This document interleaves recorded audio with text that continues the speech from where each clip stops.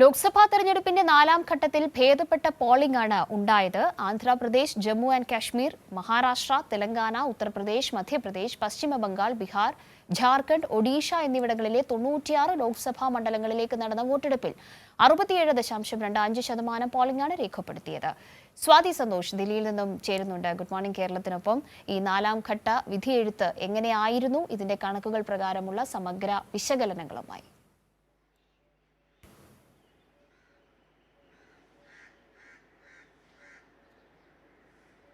Good morning, Swati.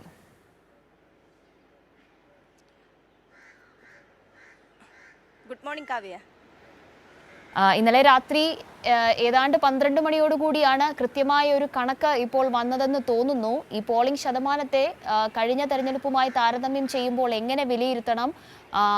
നിരവധി ഇടങ്ങളിൽ, പ്രത്യേകിച്ച് കഴിഞ്ഞ ഘട്ടങ്ങളിലെ പോളിംഗ് ശതമാനത്തിലെ ഗണ്യമായ കുറവ് BJP ക്യാമ്പുകൾക്ക് വലിയ ആശങ്ക സമ്മാനിച്ചിട്ടുണ്ടായിരുന്നു. അതേ ഒരു സ്ഥിതിയിൽ തന്നെ BJP ക്യാമ്പുകളിൽ ആ ഒരു ആശങ്ക പടരുന്ന നിലയിലേക്കാണോ ഈ നാലാം ഘട്ട വിധിയെഴുത്തും കാര്യങ്ങൾ കൊണ്ടെത്തിച്ചിട്ടുള്ളത്? സ്വാതി.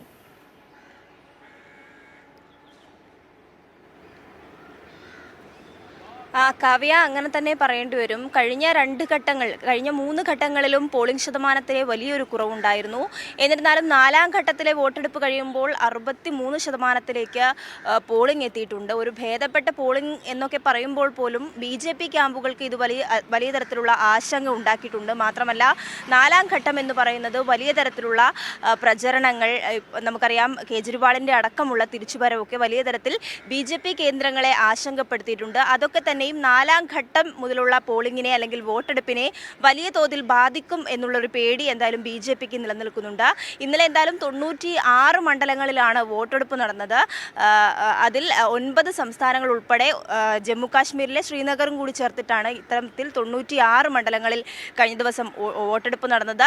ചിലയിടങ്ങളിൽ സംഘർഷ സാധ്യതകളും സംഘർഷങ്ങളും ഒക്കെ ഉണ്ടായിരുന്നു. തൃണമൂൽ കോൺഗ്രസും BJPയും തമ്മിൽ പശ്ചിമ ബംഗാളിൽ ഏറ്റുമുട്ടിയ ബൂത്ത് പിടുത്തം അടങ്ങിയ വിഷയങ്ങളൊക്കെ തന്നെയും ഇന്നലെയും ഉണ്ടായിട്ടുണ്ട്. എന്തായാലും പോളിംഗ് സംബന്ധിച്ച് ഈ 63% പോളിംഗ് എന്നുള്ളതാണ് ഇന്നലെ 12 മണിയോടെ വന്നിട്ടുള്ള അവസാന കണക്കുകൾ പ്രകാരം നമുക്ക് പറയാൻ വേണ്ടി കഴിയുന്നത്. ഇന്ന് ഏറ്റവും പ്രധാനപ്പെട്ട കാര്യം, പ്രധാനമന്ത്രി നരേന്ദ്രമോദി ഇന്ന് വാരണാസിയിലേക്ക് എത്തുന്നുണ്ട്. വാരണാസിയിലെത്തി നാമനിർദ്ദേശ പത്രിക സമർപ്പിക്കുവാനുള്ള തയ്യാറെടുപ്പുകളൊക്കെയാണ് നടത്തുന്നത്. ഇന്നലെ റോഡ് ഷോ അടക്കം വാരണാസിയിൽ സംഘടിപ്പിച്ചിരുന്നു. വലിയ തരത്തിലുള്ള കൊട്ടിഘോഷങ്ങളോടൊക്കെ റോഡ് ഷോ ഒക്കെ സംഘടിപ്പിക്കുമ്പോൾ പോലും വലിയ തരത്തിലുള്ള പേടി മോദിക്കും കേന്ദ്ര സർക്കാരിനും ഉണ്ട് എന്നുള്ളത് പറയാതിരിക്കാൻ ഒരു നിർവാഹവുമില്ല. എന്തായാലും ഇന്ന് 11 മണിക്ക് ശേഷമായിരിക്കും മോദി നാമനിർദ്ദേശ പത്രിക സമർപ്പിക്കുന്നത്. അതേസമയം കേജ്രിവാളിൻ്റെ പ്രചരണം UPയിലേക്ക് പോകുന്നു എന്നുള്ളതുകൂടി ഏറ്റവും പ്രധാനപ്പെട്ട കാര്യമായി തന്നെ നമ്മൾ കണക്കാക്കേണ്ടതായിട്ടുണ്ട്. കാരണം UPയിൽ ഈ മോദിയുടെ മണ്ഡലം വാരണാസി UPയിലാണ്. കേജ്രിവാൾ നാളെ UPയിൽ സന്ദർശനം നടത്തും. ഇന്ത്യ മുന്നണിക്ക് വേണ്ടി നാളെ അവിടെ പ്രചാരണത്തിനിറങ്ങും എന്നുള്ള വിവരങ്ങളൊക്കെ തന്നെയാണ് ആം ആദ്മി പാർട്ടി വൃത്തങ്ങളിൽ നിന്നും നമുക്ക് അറിയാൻ വേണ്ടി കഴിയുന്നത്. മാത്രമല്ല, പഞ്ചാബ്, ഹരിയാന സ്ഥലങ്ങളിലൊക്കെ തന്നെയും പിന്നീടുള്ള ദിവസങ്ങളിൽ പ്രചരണം നടത്തും.